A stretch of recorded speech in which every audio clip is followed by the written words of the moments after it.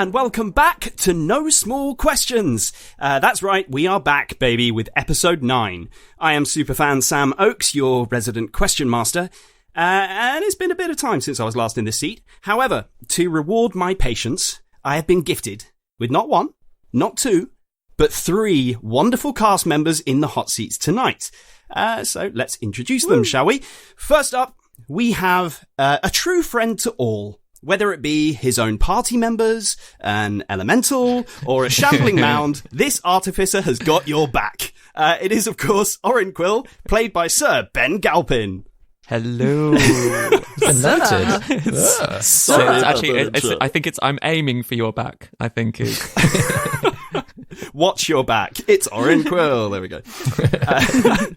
Also, that was a better joke. Tagging along for this ride is our butt-kicking, soon to hopefully be Wolfan-wielding damsel in a dress. It's Gwendolyn Rose, or as we know her, the glorious Grace Kelly Miller. It me. Glorious. Amazing vision of you like floating down in that dress in the last episode. Oh, yay. Oh, down the waterfall. I had like Princess Peach vibes. It was so good. And finally, if you take a risk with this Dungeon Master, he'll waste no time in codifying you into his personal database. It's the man with a plan, DM David Knight. Hi. Welcome, guys. How are you all doing? Good. Yeah. All the better to be here. It's been some time, hasn't it? I've missed all your faces in this and finding out more about the podcast. We did find out quite a lot when Superfan Hannah was in the hot seat. We found out, a lot of extra little details. I'm hoping for some little nuggets of information that haven't been brought forward on the show tonight.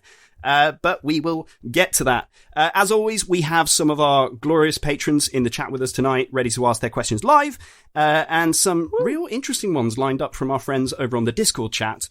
But as always, before we begin, I must stress that a lot of these questions include spoilers for all episodes up to and including episode 43.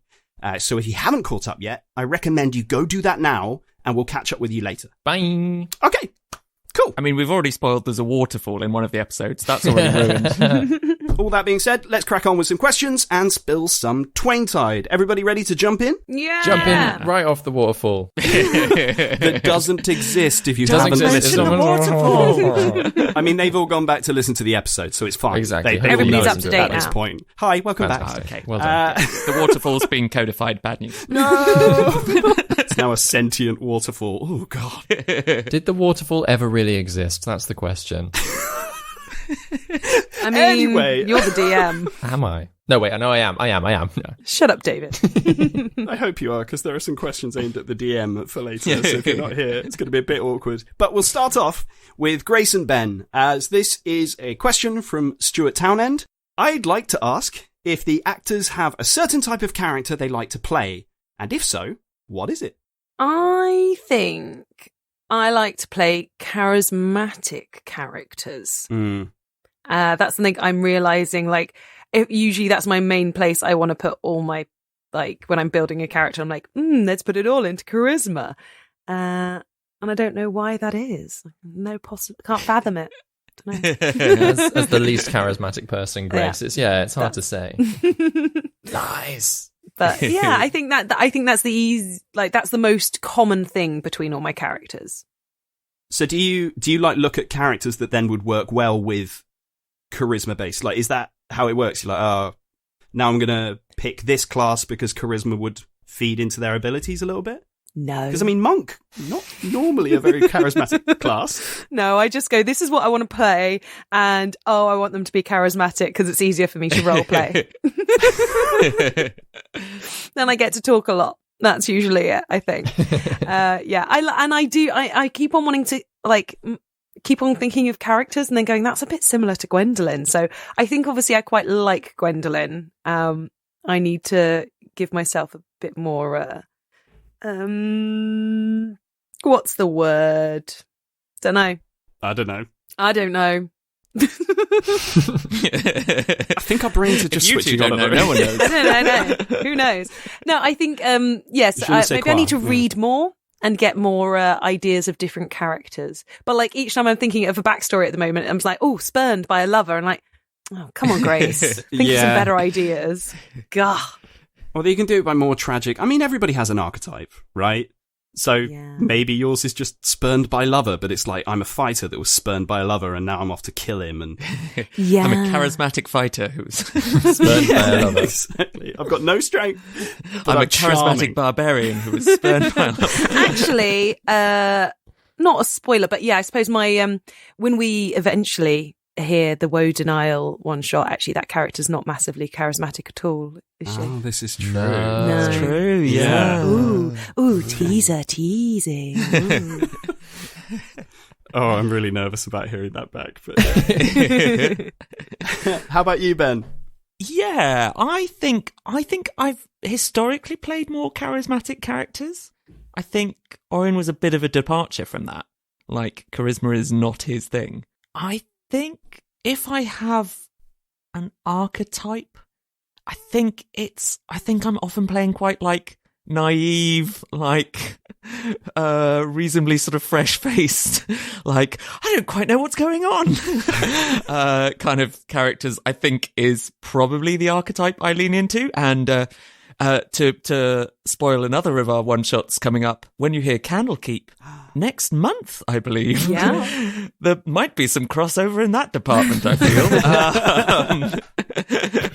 There's some definite overlap there, I think. But yes, I think usually naive, charismatic would be my thing. Do you often go for like, I just kind of, I want to touch it kind of characters, like chaotic good kind of alignment? Yeah, chaotic good, definitely. I find it hard to play anything that isn't chaotic good, I think. I think that is just what I like doing, yes. Like, generally trying to do the right thing, but as you say, there's a big button, let's press it. Let's just chuck that bottle into the thing and see if it explodes, why not? Although, I have to say, so this is a reference to a game that we've played before, and I think you were a chaotic good character in that, but what was really interesting is how good you were at playing. We had the deck of many things, and you pulled a card from that, which was a complete switch of your alignment. So Ben was then playing a lawful evil character for the rest of that session, and like a little bit of the next one as well. And you really lent into that. There was a lot of kind of murder planning going on. He became fully emo, fully just really moody. I think wanted to kill everyone. Yeah. Or sabotage murders. Yeah. Oh, yeah. And then died shortly after. I think. Is that when you fell down a big pit? Yeah. Endless pit. Yeah, it was the one with this. David came up with this, another kind of glorious trial of just how much are you willing to go through to get to your goal.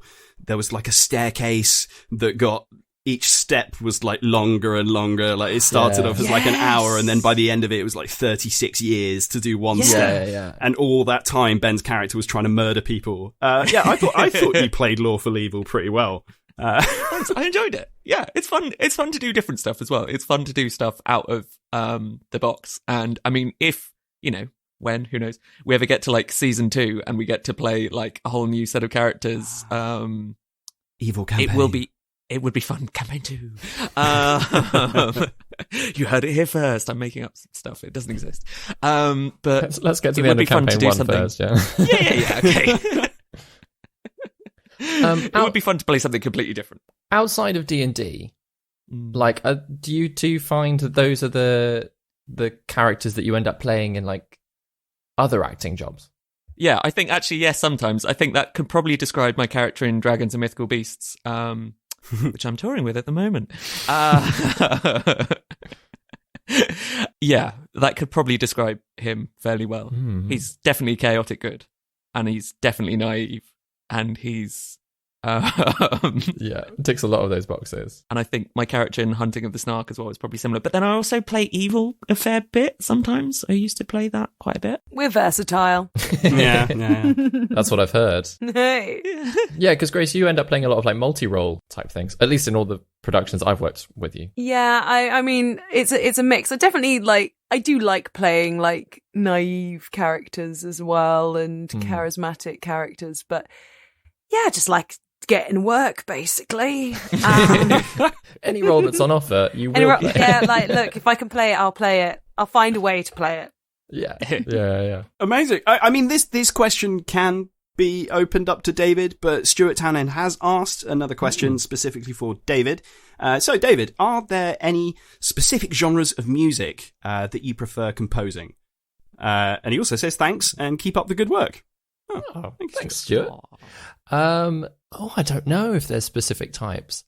I feel like I am naturally more inclined to write semi-classical orchestral music. Basically the kind of thing that No Small Roles has in constantly, just because that's like naturally where I'm like, I'll just chuck in some strings and some trombones and some beefy chords. Yeah, love it. But I don't know if I have a favorite genre of music that I necessarily like writing. I'm a big fan of musical theatre, so any kind of like storytelling through melody and song is like, I love that.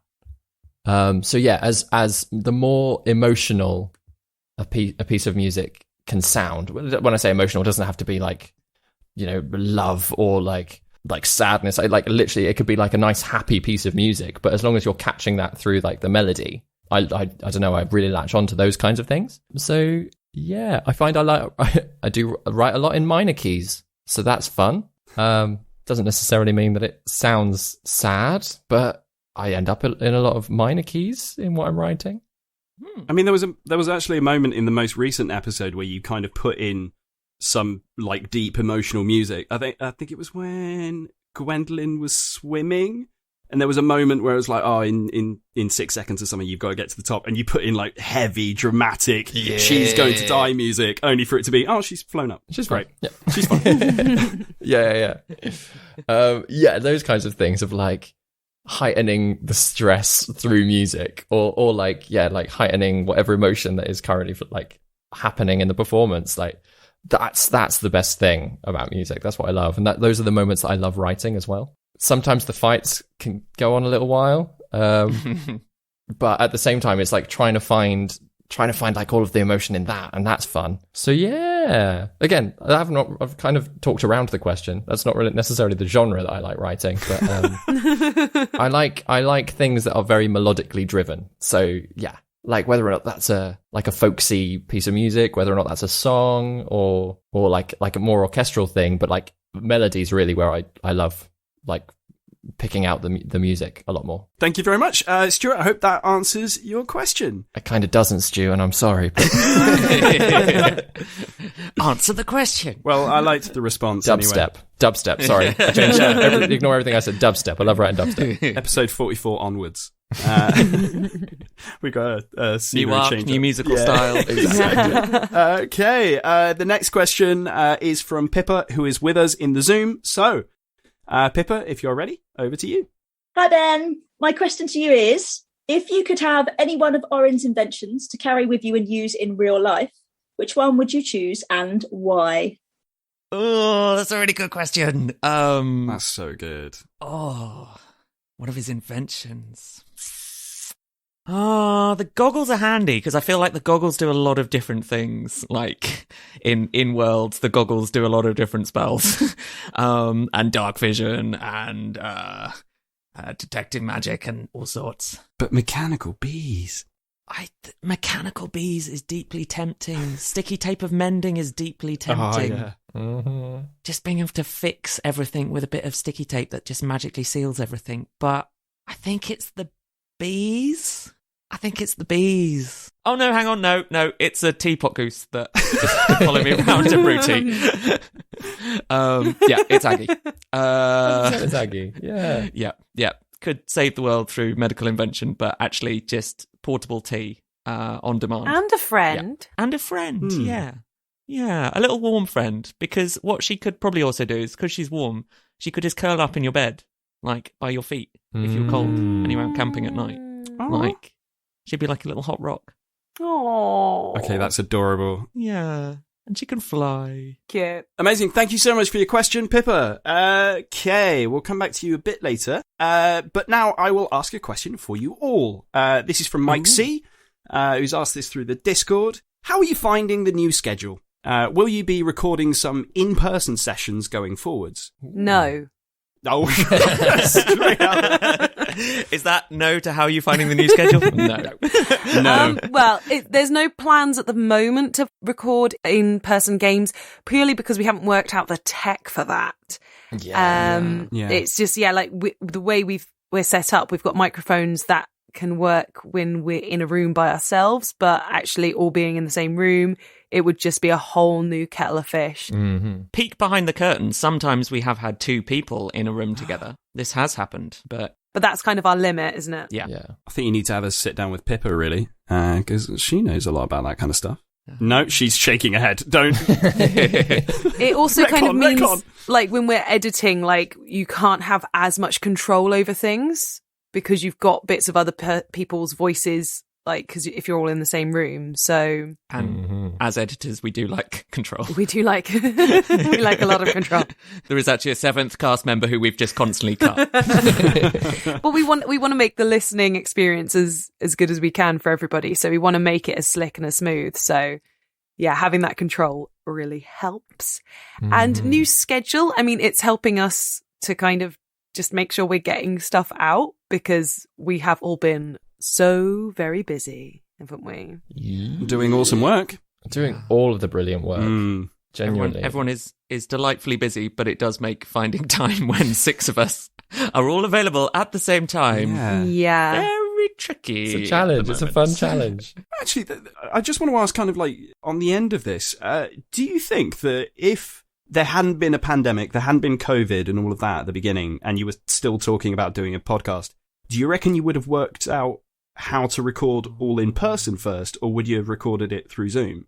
It's hypothetical, I know, but I'm just interested. It's a good question. I suppose we would have done it in person, wouldn't we? I think we'd have figured it out in person. I think. I think partly it's partly a technological thing. We all went off and bought, like, so this is my tech geek coming out. We all went off and bought USB mics. They're condenser USB mics that pretty much everyone has, which are great for individual use, but are terrible if you get 6 of them in a room together. They would just sound awful. And also you can't plug them all into one computer. It just doesn't physically work. So yeah, I think we'd have probably ended up with different kit and done it in a different way. I don't know. But I'm guessing they wouldn't have been as regular as well. Wouldn't have been as regular to meet up. We probably wouldn't have got around to it. We'd probably be talking about it still at the moment. Yeah, still going, this is something we still really want to do. We should do that podcast. Oh, those silver linings of a pandemic. We've got to look for those. Yeah. So this question is actually similar in a way. This is from Tiamat Dangerblade, who's asked you all, any plans when schedules allow for possible live shows? So maybe not in a recorded variety, but being in the same room with a bunch of us. What do you reckon? I'd love to do some live shows. Yeah. I think it is a little bit down the line. Just again, most of the cast are incredibly hireable actors. And anybody listening, you should definitely check out their work and hire them. So that's the thing, is basically trying to find time that everybody can... Again, it's in the same kind of scheduling thing. Like, if we realize that we've got a bunch of time in which we can, I don't know, head up to Edinburgh and, like, put on a little show up there during the festival or whatever. I mean, that wouldn't happen. We do Shakespeare every summer. But, you know what I mean? Like, if there were an opportunity like that, yeah, I'm sure we'd definitely go for it. But yeah, it's just scheduling. So everybody is being offered all of the jobs all over the place. Like, so Ben's on tour at the moment. Vicky and Daryl, as we record this tonight, are having their last night. It's their final show, isn't it? And As You Like It. Grace has just started rehearsal for another show. Yeah, at the Vaults. So if anybody's based in London and want to come see me in a show at the Vaults running from October to January.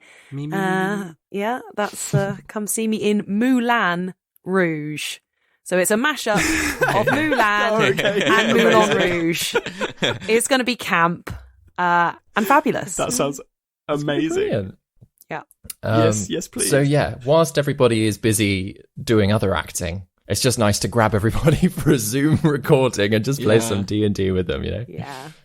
But it would be lovely to do a live one day, lovely, even as you say, if it's not a recorded one necessarily, even if it's just for the people in the room or something. Yeah. One shot would be delightful. I'd be really up for that. There's some good podcast festivals in London. Mm. If any of them want to invite us along. Invite them. This is your calling. Okay. Let's move on with a question for David. This is from Ross Meikle. A very MCU animated series question. What if any of the other 4 were to have been voted for instead of Enkidu at the end of episode 39? So yeah, this is the advancement test, isn't it? Yeah, the advancement test. So basically, for that scenario, I calculated how many questions there could be, and like the amount of space they would need. And then even as, I'm not sure if I mentioned it in the episode, even as like everyone was doing it and like figuring out how they could like save everyone, I didn't keep a track of how well everyone was doing, or like whether or not like, you know, the maths, everybody was keeping track of how much space they had in their own tubes. And in my plan from that point, I was like, I know I'm going to force one of them, if they figure it out and keep everyone safe, I know I'm going to force one of them to be zapped, to be codified. But I had no idea who would be voted. And like, for instance, Ben was, I believe you tried like gaming the system by voting for Gaius, is that right? Yeah. Because you thought, well, he's a Wingthrup, they'll never zap him. Yeah. And so I, not wanting to like guess whether or not they would just answer the question or try and game the system in any way, I had to come up with 5 different plans. Wow. I came up with 5 different plans about what would happen immediately afterwards, what would happen to the individual character, and then a rough plan of where the storyline would go from then on. So it was 5 different directions that the entire campaign could have gone. Whoa. Okay, so what would you have done with Oren? I'm not going to tell any of the answers to what would have happened. What about Gaius? What about with any of the other people? Aggie. I tell you what, once all of their characters are dead, we have to end the campaign. I'll show everybody my notes for that section. Yeah. I am desperate. That's like an end of campaign proper, like what would have happened. Nice. But yeah, ultimately it would have, each answer would have sent the entire campaign in a different direction. Wow. Like literally a different direction. So we've ended up with Enkidu, so they've been sent south to resolve like that storyline. So yeah, this was always going to be a story changing event Moment. then. Yeah. That's crazy. Okay. Yeah. There's 4 different parallel universes out there. Yeah. There's different Cycle of versions strings, of you they running- happened. Yeah. There's a version of events where it's Orin that gets voted, or it's Gwendolyn that gets voted, and they have to deal with a completely different scenario following that. Gosh. But they would have all have died. Was there an option where it happened to all of them, or was that just not a possible? Yep. Oh wow! I did have a like a break glass in case of TPK moment, as like what would have happened. I'm not sure we could have TPK'd ourselves, could we? We probably could have killed like 3 people in one or something. 3 or 4, yeah. Like, and especially if you hadn't calculated anything. Yeah. Like It's early just on. guy in a chamber like, what have I done? But yeah, there were alternatives in case it went bad for multiple people. Yeah. Guy did leap in really early on one of them. I remember we were like halfway through discussing, and then Guy's like, right, okay. And then we're just like, ah! Yeah, he does that, doesn't he? Jumping on portals. Yeah. I say Guy, do I mean Chris? I'm actually going to ask, so this is another one for David, but it links onto this. It's from Tiamat. He's asked, did you always have this plan of one of your characters being turned into a bot, or was it more as the story went on, you had a light bulb moment, or Daryl's idea, or a bit of both? We kind of answered that a little bit, but yeah, how early on did you have this idea for murdering one of them? Yeah. In trying to decide, what's really nice is that because like most of the answers for the Wingthrup stuff has come out now, I can just kind of talk about it. So like all of that decision of like turning one of the player characters into a golem essentially came at the same time that I decided that that's what the Wingthrups were doing. So in planning out like what the Wingthrups plan was, and you know, their replacement of their highest ranking family members with decoys, at that point I was like, oh, it'd be really cool if I could basically force the players into like accidentally converting one of their own, because then it's sort of like, wouldn't that be great? You know what I mean? Because then like, wouldn't it be great? Well, just mostly because something that then didn't happen in the story, it would have caused a bigger moral question for them. which, you know, I'm not going to say what that is. Like, something didn't happen, so that moral question hasn't been asked. There have been plenty of other moral questions that have been linked in. We're sponsored by LinkedIn today. We're sponsored by LinkedIn. Yeah, indeed. No, different company. But just ask Jeeves. Just ask Jeeves. But yeah, so yeah, it was in that early sort of arc planning of like, what are the secrets of the Wingthrups? It's partly this, and the big question with a lot of like campaign planning and like storyline planning is for me at least, is like how to get the players invested in the outcomes of the story.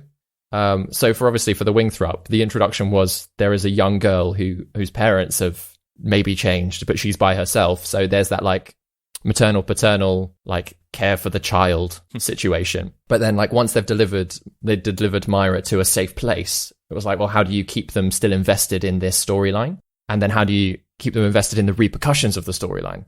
And so that was part of like, oh, well, if one of them has been turned into a robot, well, then like their own existence has become dependent upon the story. Like there's a big obvious change and an effect from the storyline itself. I'm sorry, I have to ask, was it inevitable? Because I have wondered like whether it was the choice of them taking the advancement test, and it's the whole curiosity killed Enkidu kind of thing. Yeah. Or because we could have walked away from that test. Yeah. But I was wondering, Coggian was still there, so is it like they're keeping everyone in house until they can codify them? That's basically my question here: is was there a way out of that? Yeah, or was it something that you always knew was going to happen as soon as they ended up in the Wingthrup facility? No, so it was only if they took the advancement test. Wow, I knew it. Yeah. Like it was basically it's the cost of learning more. Like if everybody wanted to take that step and get closer to the answers, which they knew were just beyond that test, like the cost of it was turning somebody into a robot. Oh, it's so funny because I mean Pippa would back me up here. Hannah, Pippa, and I have just been screaming, either whether it be on Superfan chats or on our like mini messenger group, about like, would you take that test? No, I wouldn't take that test. Would you take that? You knew it was going to be bad. Once they were through that first test, they were free to walk away. Like, completely. They were literally handed a map that, or they had the little guidebooks from their rooms that showed them the exits. And if they'd just gone to the exit, nobody would have stopped them. Because they wouldn't necessarily have learnt a lot. They would have learnt that the Wingthrups had a workshop and they tested people, and they had wands. They were making wands and had a medical facility. Yeah. Wouldn't have found what was going on. Wouldn't have, found out the secrets, but would have been free to leave for safety. Okay, that's mad, but I do feel like I feel better knowing that in some ways, that I can have some kind of like superiority. I think that question is well and truly answered. So we have another question from Pippa. Pippa, are you still around? I'm still around. Over to you. Hi, Grace. Hiya. My question for you is, how do you think the relationship dynamic between Gwenkidu will change going forwards, given everything that's happened in the Wingthrup workshop? I certainly think like the first like kind of change goes all the way back to the maze. With everything with the animals and seeing his reaction to that. And I think that was the first time that she really kind of saw the more vulnerable side of Enkidu. And I think since then she has been kind of a bit more like, maybe has a bit more respect for him. Like she does have respect for him anyway, even if he pisses her off. But like I think that was where she kind of like thought, oh wow, he's got a heart. He's somebody who cares. And so I think she's definitely starting to soften towards him. And then obviously with everything that has happened to him since, I think she's feeling a lot of guilt. I think she, that's happened to him. That's something that he's not had any control. She was pretty upset with when she thought he was dead. So I think I'm really interested to see how their relationship develops now, whether she's going to be a little less stubborn with him and vice versa. But they're still probably quite stubborn at heart when it comes to each other, at least. And how does she feel now about him in his like skin-tight studded leather? Yeah. With arseless chaps, right? Yeah. With the assless chaps. I really want to see some pictures of that, or draw some myself. I mean, I'm imagining like, you know, the Black Panther suit with assless chaps is kind of the way I saw it in my head when you described it. Yeah, it's definitely, yeah. I think, I don't know. I think she's more interested to see how he gets on as like a human, if he is a human, whatever he is. I think she's glad he's back with them, but I still don't think she fully trusts what he is necessarily, because she doesn't think he's got full control over himself, and that's the scary thing. Yeah. But yeah, so I skirted around you asking whether Gwendolyn thinks he's hot or not. Soz.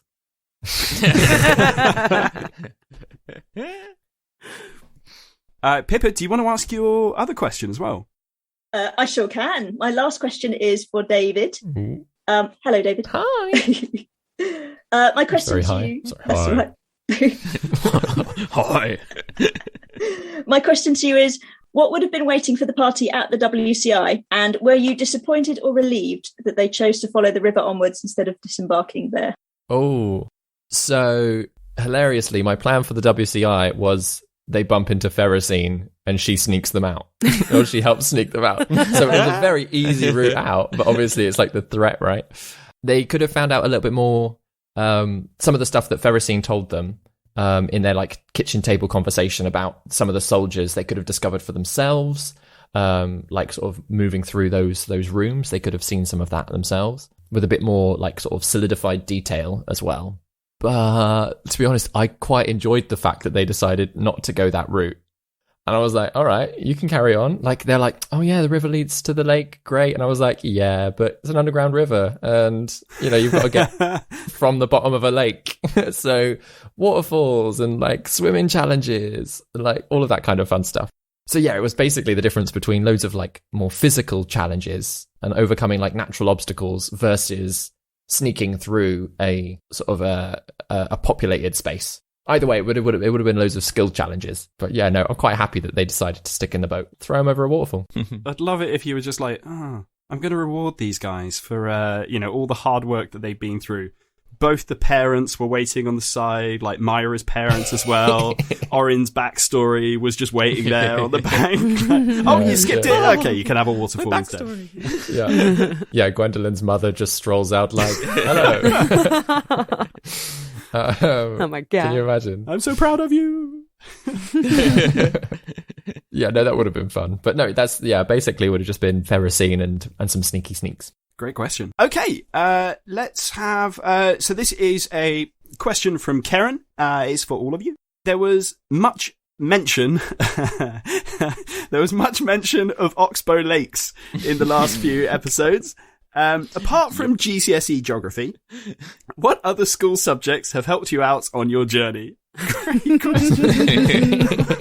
Brilliant question. I'm so glad we've got Oxbow Lakes into No Small Questions as well. Why is it one of those things Yeah. that you remember from GCSE geography? I don't remember any of the other stuff apart from there was something about Curitiba. Corrie Lakes. Yeah, but Oxbow Lakes. Oh, where the just chisels away and. I think the various science subjects have been useful for me for Orin. I mean, chemistry, obviously, as I think I've mentioned before, I did a chemistry degree too as well. But definitely, did you? Yeah, I did. Was it not physics? Yeah. No. Oh. Bit of design technology. I feel like that might have come in there somewhere. Yeah. Mm-hmm. Bit of art when I try and do my terrible fan art. None of it's terrible. Unsurprisingly, music has helped me a lot. My music, my music studies. Yeah, I feel like I can apply that a lot to the production of this show. I suppose you must have done a bit of storytelling as well, like in how to craft and tell a story. Do you ever do creative writing or anything like that? No, I've not actually. I did an introduction to screenwriting at uni as a module, but it was actually more about how to pitch a a script than it was how to write a script. All right. So if you want me to boil something down into 25 exciting words, wow, I probably can't. But that's what you have to do, apparently. I was going to say, pitch this in 25 words. No more questions, everybody. We're still working out how to try and pitch the podcast half the time. If anybody wants to tell us how you describe the podcast to help us, get more listeners, then please do tell That'd us. be wonderful, yeah. Yeah. What did I come up with the other day? Conspiracies, comedy, and cups of tea. Oh yeah. Who said that? It's not bad. That's something I put on Twitter. Oh, did you? I did. Well done, David. Thanks. I was proud of that. Yeah. It's a great description. Grace, how about you? Have you got anything that you studied that has lended into the way that you play Gwendolyn or how you play D&D? I mean, I suppose, obviously drama helped with the old acting bit. Music. I didn't do music GCSE, actually. That's one of my greatest regrets of life. Oh. I chose to do art GCSE. Boo. Yeah. Yeah. Shame. What's the point of art? I know. Why did I do it? No, I mean, I love art, but I was better at music and I, for some reason, chose art. I don't know. Silly me. It's for the enjoyment, right? I'm just going to apologise to Karen. Sorry. Art is Sorry very to all our important. amazing art. But see, that those are all Do the amazing GCSE artists art. that should have been doing it, or who did do it. I shouldn't have done it, but there we go. But yeah, those subjects. Maths. What I just said, those ones. Oh no, actually no, English literature, because I do like to draw a lot of my starting points for characters from literary characters. Mm-hmm. Oh, definitely. Yeah. I mean, I think we talked about in one or two of the picnic photos, you just look like you've walked straight out of a Jane Austen novel. Yeah. Yeah. But that might just be you. I think it might just be me. Yeah, I don't know. I've tried many times to look modern or current, and that doesn't seem to fit. As soon as you put me in some sort of period costume, it's yeah, that looks right. But whenever I'm trying to be modern, it's just nah, just look like an older woman. That's true, actually, because you did the horse riding course recently, didn't you? I did. And you look fantastic. You look so good for the horse. I'm wearing this wonderful medieval dress. I'm sure I'll post it on the Instagram or something if anybody wants to see it. Sat on a horse, feeling really cool. So maybe I'll base a character on that look or something. Yeah, bring back Bessie. Yeah. Oh, We miss Bessie. Bessie. I like that question. It was cool. Thanks, Karen. Yeah, it's a really good question. Cheers, Karen. Okay. Everyone's let's questions go are awesome. for- Sorry. But that was Disclaimer. the best one. Other questions are available. It was just a bit of an off the wall one. So I like it. I like that one. Next, we have a question. This is another one from Tiamat. This one is for Grace and Ben. And I always do this, and then at the start of the question it says, for the lovely Grace and hero Ben. I should just read the question. How do you think the party is with Enkidu? And do you think there are any changes in the party's feelings towards him? Do you have any worries that there could be pre-programming that kicks in to ensure Enkidu's survival? Even if it means another member of the party dies. Ooh. I mean, I hadn't thought much about that, but it's a very relevant question. What's the general vibe of the party? How are you all feeling about Enkidu? We kind of got a little bit from Grace before, so Ben, let's start with you. I think there's a lot for us to try and take in. We're only just getting used to what on earth it is he's now become. The fact that he doesn't seem to sleep on that boat, doesn't seem to need to eat. There's an awful lot to try and figure out with him now. I feel it's I think it feels to Orin at the moment it does feel like quite a lot of Enkidu is still there. When that second whatever version of it was, Enkidu finally turned up that was quote unquote the real Enkidu again. It felt real, I think. So I think Orin's sort of feeling okay, he's there. But in terms of worries about pre-programming kicking in, yeah, definite concerns. Is there a connection back to Erida? Has Erida installed a kill switch in him? Is there some deep inappropriate? He seems very insistent on what he needs to do and where he's going. And also the fact that he can't seem to tell us stuff. There's a lot of programming in there that is of concern. Yeah, I mean, I got the sense that he was actually like, or I got this sense from Daryl anyway, that he seemed quite sad about the fact that he's not able to do these things. Like, he doesn't open up about that emotion, but just the kind of the way that he was talking about the food and like, playing with it on his plate. And the one that got me was like the first thing he says to Myra when she was talking about like being codified is like, aren't you worried that you can never have children? And there's a moment that Daryl puts like where he kind of says he like looks at Myra and then looks away. And I think I'm like kind of like, oh, I think like Enkidu wanted kids. And I think is like, like that's one of my main observations. I think that's probably the biggest thing for Enkidu over the food is like that. And that's a big thing to have taken away from you. Oh, God, yeah, I didn't think about that. There's a loss of control, isn't there, for him, I think, moving forward, because it does, feel like Erida has either left programming in there or, who knows, has the potential to reach in and just sort of go, boop, and start messing with the programming again. That there's a big loss of control for Enkidu. And he's backed up as emotions. Well. Yeah. Like, don't worry about your body. We've got you backed up, as it were, Erida says to him. Yeah. It's strange because he showed emotion. He's definitely shown anger and confusion and sadness. But in some ways he does seem quite numbed, in the way that he's exploring things and the way that he's talked a lot of the time. But when it comes to, I don't know, the idea that there's a program in there that ensures his survival over yours, I don't know. I still feel like Enkidu's morals kind of shine through him. Yeah, there's also the whole question with Enkidu, with all the other voices inside him, like, because we've seen that they can reach out and take control at times. Yeah. Are they capable of reaching out and just overriding programming? Ooh. Which voice is stronger? Yeah. Yeah, that is a question that I want to ask David. You'll find out when it happens. Oh, gosh. No. He only has one patron now, and it's Erida. Okay, another question for Grace and Ben. This one from Mike C. This is very tight. Are any of you capable of killing Enkidu if you need to? Oh. Even with his shine in your armor? I mean, I'd probably just end up healing him by mistake.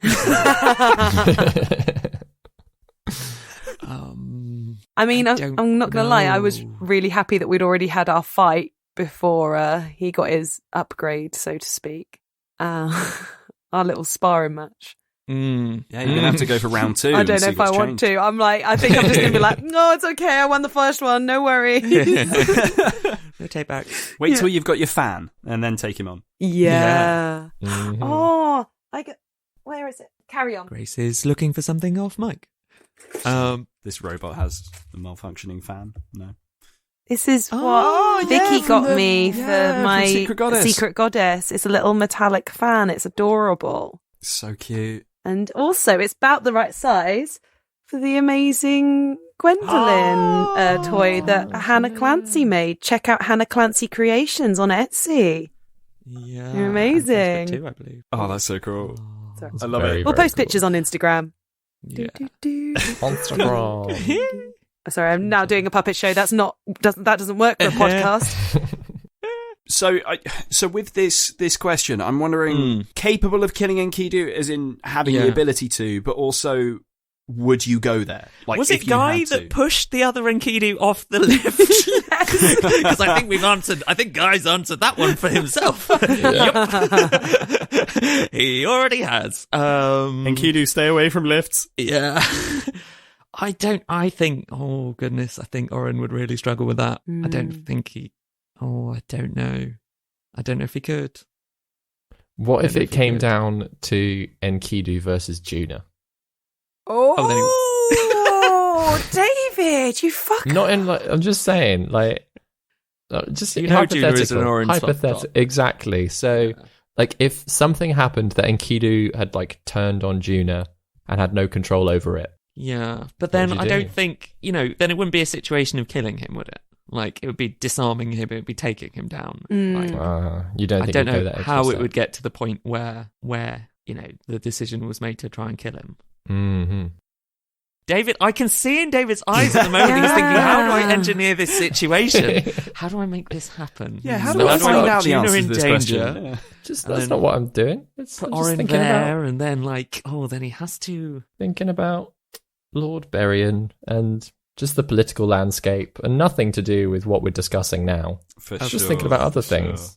Of course. Don't let him plot. Don't let him plot. Moving on. Well, actually, this is still from Mike C. So following on from that, so Ben, you're kind of saying like you'd be on the fence about Orin trying to kill Enkidu, but have you considered trying to reprogram him? Oh, I mean, I think Orin would love to try and engineer something. This has also been asked by Tiamat as well, by the way, who's asked Ben on a scale of 1 to 100, how tempted is Orin to try and tinker with Enkidu? So yeah, it's a question that's being asked. Yeah, I mean, I think we know that Orin loves to, new toy, play with something. I think he's probably seriously tempted. The problem is now Enkidu doesn't sleep, so there's never been an opportunity to... and I don't think Enkidu's gonna let him. I mean, it would be interesting, actually, if Enkidu gets to the point where, there is some programming causing an issue, whether he would be willing to let Orin attempt... Install a new AI. Yeah. Have a quick play. See what's going on.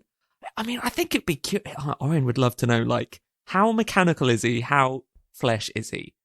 I think he said he can bleed. He can seemingly, he's warm to the touch. I think he feels like human. So how mechanical is he? What mechanical stuff is in there? He can still, eat and stuff, can't he? He can still do all those bodily functions. He doesn't need to, but he can. Does he have to charge? Do you have to plug him in sometimes? Is there he a has USB-C? to, do, a 4-hour, kind of meditation, doesn't he? Yeah. Run through the binary. Solar powered.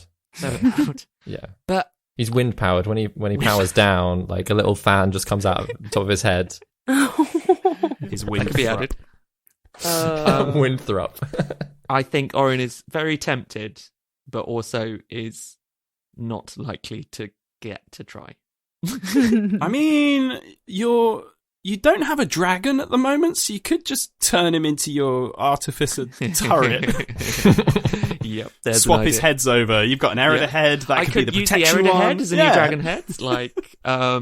Enkidu doesn't want it. He's made that very clear. So, it's Orin's to do with as he wishes. So that's definitely a possibility. I think it would be fun to tinker. And I had another point. Oh, I've forgotten it. I could see it just some point, Enkidu goes into his solar power moment and he wakes up without an arm. Well, that's the thing. Actually, that was my point. Thank you, Sam. You've reminded me. So if he gets injured in the future, is he going to need medical assistance or is he going to need maintenance? Ooh. And also, if his leg comes off, can we just attach it back on? I'm not saying we should try and remove the leg. Just that if it happens. If it happens. I really want to... I'm really intrigued now. If you went and cut him, would you use the bees or the mending tape? Ooh. Yeah. I don't know. I feel like the flesh and blood thing makes me feel like the bees are going to work. David is laughing. What's David is laughing away. We've got into a theory hole. No. Karen, I love you. Oh my goodness. Beautiful. Karen has shared some incredible art. Oh my gosh. It's perfect. Oh my. That is so good. I love the little Gwendolyn in the bottom as well. That is so good. Yes. Oh, you. Beautiful. Karen, you're amazing. Oh, this is going to be great on the Instagram. Oh my goodness. Oh, wow. Look wow. That. We enjoyed the self-portrait down here as well. Yeah. The facial expression is everything. Oh my gosh. Goodness. Karen, you smashed it. Well done. Oh, It's incredible. we have the best fans. Cheers.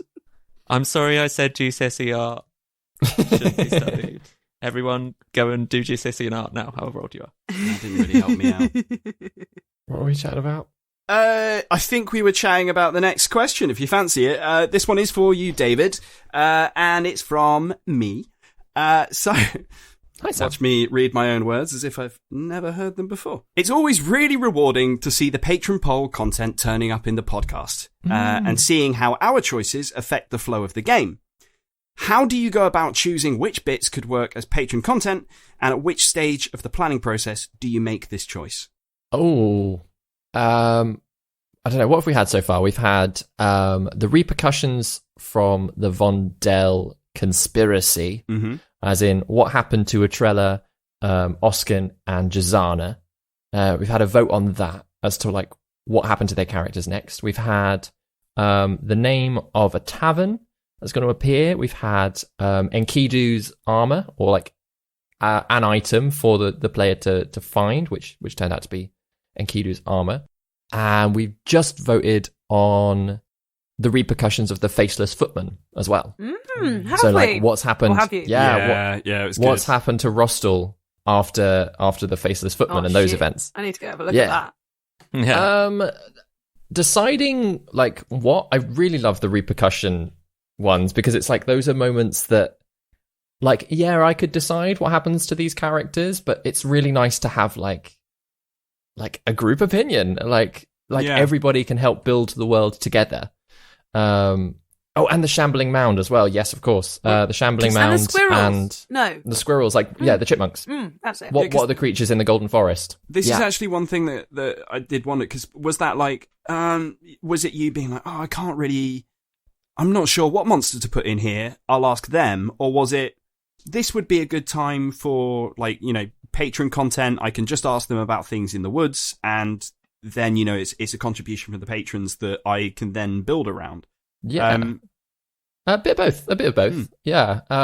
So yeah, for the Shambling Mound one, for instance, I was considering what threats they might face in the forest. I wanted to try and make it feel different from the Lockholt Wood. The Lockholt Wood obviously had like loads of undead animals, but like it's like owlbears and deer and panthers, and squirrels. So I was like, okay, well that's kind of like a little bit of an ecosystem-y type thing going on down there. So let's offer up a whole bunch of different creatures for the Golden Forest and see what people are more interested in throwing at the party. So yeah, it's for like deciding when to ask people. It's normally probably about a month before we have that recording date.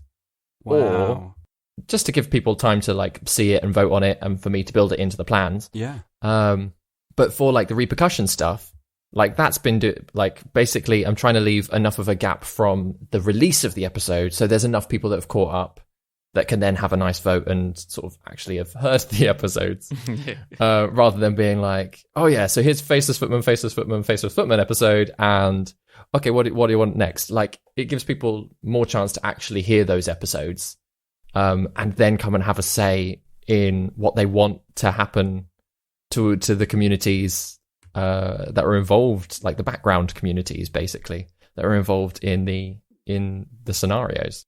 Yeah. Yeah, I'm really looking forward to seeing that.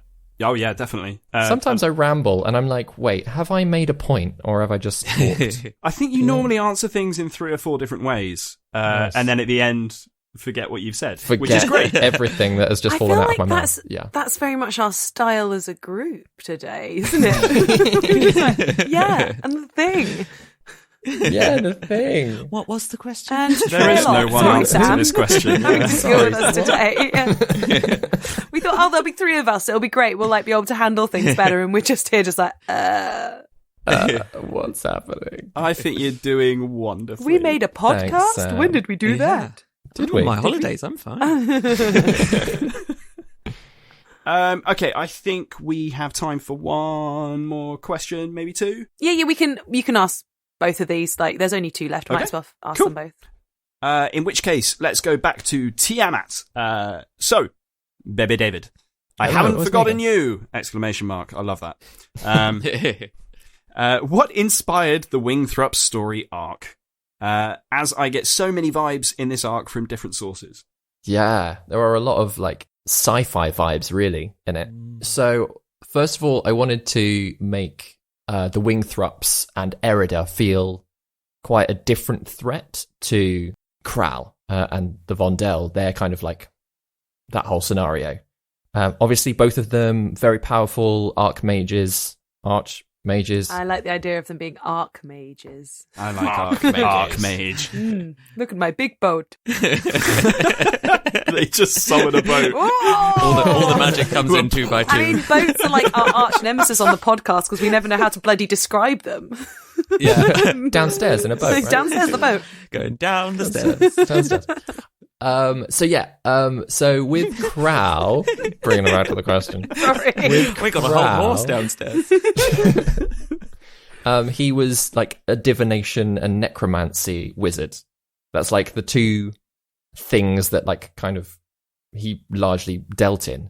So with in deciding what Erida did, I decided it would be abjuration and then like technomancy, like artificer, basically. There's not really like a school in that, but I was like abjuration and tech. So a lot it's of also David's favorite type of music that he likes to play. Technomancy.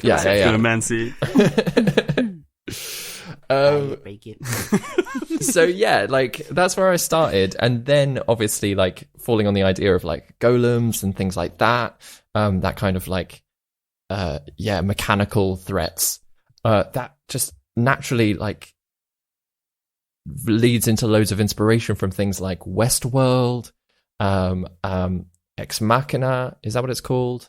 Deus Ex Machina. No, not Deus Ex Machina. There's a film. The robot-y one. With Alicia Vikander in it. Yeah. The robot-y one. The robot-y one. It could be all of any those, film. like iRobot, all of those kinds of like. Here is a mass. It's got robots. Donald Gleason in it, hasn't it? That's the one. Donald Gleason. Yeah. And Oscar Isaac? Yes. That's how good my description was. The robot-y one. that works. So yeah, all of those kinds of films, like I love those kinds of like, again, they're very like Isaac Asimov type questions about like how far should technology go, and what are the rules and the guidelines and stuff like in amongst the tech itself. So that's kind of like, where the inspirations came from, as well as trying to tie it all into the overarching storyline that is going on. Yeah, because there was kind of a 2001 Space Odyssey vibe going on, Erida, Hal kind of variant. Yeah. Of just always being watched. Sorry, Enkidu, I can't let you do that. Well, it's very... you guys seen iRobot with Will Smith? Yes. Yeah. It's very much like, so spoilers for that film that's like 12 years old, 20 years old, who knows? Oh, it's old. It's old. Like he goes, in part of his investigation, he goes to an old mansion that like the supercomputer that's controlling all of the other robots also has eyes on. And I was like, that's the thing, isn't it? Is that like this supercomputer can see you no matter where you are. But yeah, trying to translate that into like a magical sense has ended up in this like weird steampunky-esque like vision of our world, which is fun. It does feel like it's really like taken us more in that steampunk direction with the world. Had you intended for that? Not really. No. I feel like again, like I've got an idea of what like the other 2 names on the map. If you'd gone to those, like this whole steampunk type golem situation, you wouldn't have learnt about until later. So each of them is basically bringing something, a different flavor to the whole world. And this just happens to be the steampunk corner. The golem tech corner. I love it. And I'm thinking of Enkidu as like, Sonny from iRobot now. Yeah. Just giving me feels. Yeah. I suppose, but also like, I suppose because obviously we've got an artificer on the party and also Gwendolyn comes from an artist from a family. Exactly. So it's naturally just kind of come out from everybody's character choices and storylines and stuff. But yeah, we've talked about this on Superfans as well, about how cool it is to see like that different world of magic within a world of magic, within this like the fantasy world. You've also got this area that's completely controlled by mechanized magic. So cool. So good. It's very cool. It's a lovely sandbox to play in. Yeah. Just controlled by an evil supercomputer. That's the only issue. That's no way to talk about David. It's true, though. It's so true. Fair. Yeah, fair. I would be interested in hearing from Tiamat, though. Maybe you can check on the Discord which particular vibes that he got from this, whether they are things that you've seen or haven't seen, recognised, and have maybe subconsciously any other robot-y films. Because we all take inspiration from things that we've seen. Because we don't live in a fantasy world, funnily enough. Or maybe some people do. Yeah. But it's not our go-to, so we do take it from sources that we've read or seen and stuff like that. But yeah, for you, Tiamat, what kind of vibes are you getting out of this? And we'll chat about it on the Discord. We'll put it somewhere, or everybody just come to the Discord so you can find out the conclusion of this question. And speaking of concluding questions, let's get on with this one for Grace and Ben. It's another one from me, just to round out the show. Rounding out the last arc, there was a really tender moment with you guys and Myra, and a mixed bag of reactions to Dwayne Fabulosa on his arrival. And you could really hear the emotional connection that you have with these NPCs. So, do you have any techniques that you use to fully invest in your characters to this extent? And at what point did you realize that you had genuinely connected with this world?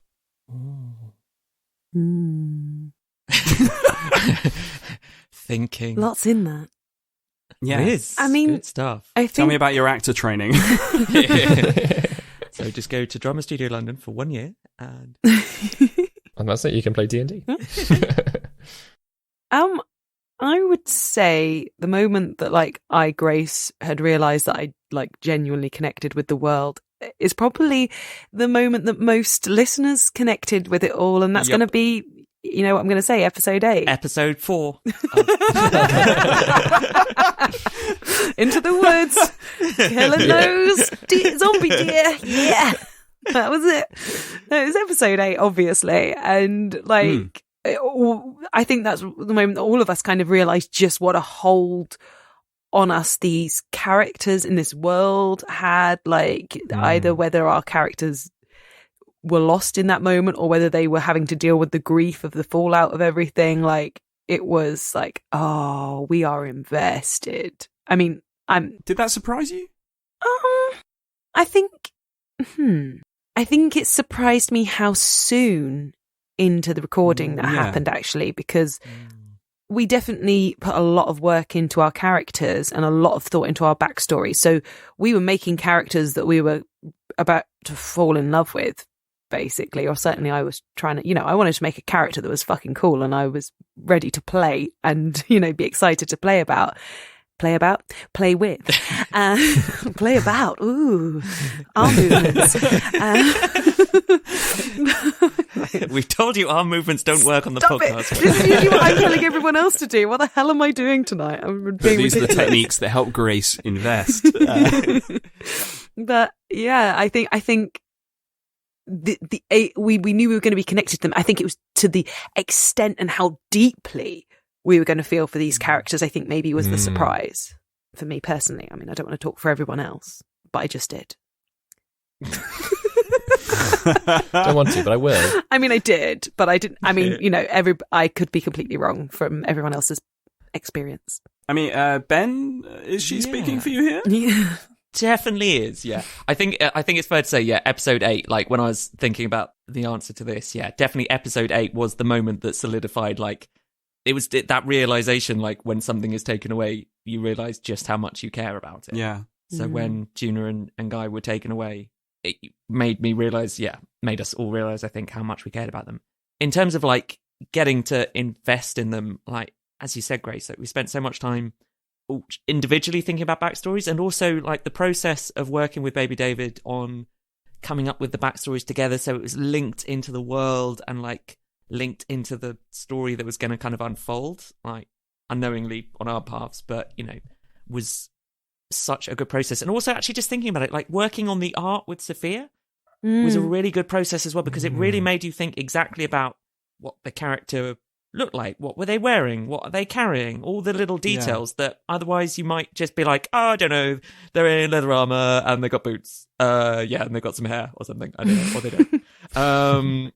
it forced so much sort of thought about that right at the start of the process that by the time I think we came to the early episodes, you had kind of a whole load of ideas, a bit of understanding of the world from the chats with David, and you just coming into this sort of slightly fleshed out thing. I mean, still in episodes like 1, and I don't know if you feel the same in 2, Grace, like, I was still like, I don't know what I'm doing. Oh, God, yeah.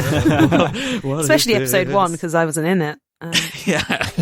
What am I doing here? You were very quiet in that episode. So quiet. The big secret is that, Grace and Chris were actually there. They were just running around being like, what are we doing? I'm on a horse. Grace was just waving her arms around. How does one podcast? Getting into character. Yeah, they just hadn't hit record. That was the issue. Yeah, that's 2 hours of unrecorded. Oh, now we've got to do a whole other episode just for you two. I guess we'll just pretend they're indenture or something. I don't know. In terms of the Myra moment, like, because that was part of your question as well, I think. Well, Sam, yeah, wasn't it was kind of because you've invested in your own characters and kind of keeping each other alive. But what was really clear with these 2 instances for me, and even things that happened within the Wingthreat facility as well, and your reaction to certain characters there's an emotional investment now with the NPCs. Yeah. Which before was kind of like, oh, I like this NPC if it was Jenny or something like that. Whereas now there's I feel like that same thing would happen if something terrible happened to either Myra or Ferrocene. I think it's now come to that point where it would affect you guys emotionally, not necessarily absolutely. as actors, but as players. I mean, just look at us with Bessie for a start. Oh God, yeah. Yeah. Sorry, that's another one. I never think about the horses. And I was pretty cut up about Thaddeus as well. And the goats. We try not to think about Thaddeus and the goats as well. It's too much. And the goats, the poor goats. I think the thing with it's different. I think with Dwayne and like Myra, like Dwayne, the thing was we like Dwayne was this wonderful thing that we'd heard so much about Dwayne, and we knew we had such an emotional connection to Dwayne through Gwen, because it wasn't just like, oh, it is this character. Oh, okay, we'll meet them. Like, we all came into meeting Dwayne with so much opinion already on what we were going to think of this guy, opinion of what he was going to be like. And then, of course, the incredible Jeremy Cobb turns up. Jeremy Cobb plays him everyone. As well. Just a moment for Jeremy Cobb. Yeah. Appreciate his glory. Hear the rapturous applause. I can hear the little teeth going. So you had all of that like tied in with Dwayne, and I think it's slightly different with Myra. Like Myra, also we just had like Myra was in a lot of episodes, and she had a whole arc of her own as well, and we've been emotionally manipulated, as David's explained tonight, to like care about this character from the start. And also I think like from a personal point of view from Orin, like I feel like Orin went through a big arc with Myra from like initially from a brief second of like, oh, this is going to be so exciting. I think I mentioned this before, like, oh, another artificer, this is going to be brilliant. To immediately then be like, oh, this is the worst thing in the world. Yeah, I hate you. Make this stop. Make her go away. Oh my goodness. To then I love Myra so much. Coming full circle, like the moment, I mean, the bit where Myra/David ingeniously gets Orin to one side so that Orin has to be the one. Yeah, that was fantastic, by the way. Because I honestly didn't know whether Orin was gonna, whether it was going to be we'll just go next door. I thought that might be the way that it went, but it does, like you say, it shows his evolution. Yeah. Like by the end, he clearly really, really, as you say, like they all really care for Myra and Ferrocene by the end of it. And as you say, they would be deeply cut up, I think, if anything happened to them. Yeah. Oh, and so would you guys. I hope they're going to be okay. Yeah, that was a tough moment actually, because I hadn't planned necessarily for it to be Myra and Orin. Yeah. But like they just happened to have separated themselves off whilst everyone else is going to explain to Ferrocene. So I was like, well, Myra, that's the one thing that Myra wants to know. So she'd ask the question. And then I had the realization that I was very invested in Myra because I had a little cry. And then I was like, no, Dave, you got to hold it in because you've got to flip over to be Ferrocene in a moment. And have that whole conversation. But it does. It just makes it for a very like tender moment between, like Ben was saying, between these two characters that really didn't like hit it off well at all. Oh, that's a dangerous game, by the way, David, because you're investing in characters that you kind of want to die and kill and maim in horrible ways. You're not going to want to do it anymore. It's just going to be the most happy-go-lucky podcast. That's it. Myra has plot armor. That's it. Yeah, she better have plot armor. Yeah. Erida actually just wants to fill the world with flowers, so it's fine with Enkidu being a part of Erida. That's cool. Yeah. Erida's fine. The hug at the end. Was that just like in the moment, David? Yeah. Or was that? Yeah. Again, I was like, who is it that she wants to hug? And it was like, it's Orin. Oh my god. And now you guys have some proper allies as well, which I love. Yeah. Really nice resolution for that arc. But that's the thing. Like, I think, sorry, you were just about to wrap it up beautifully, Sam, and I've just butted in. No, you carry on. Carry on. That I still like.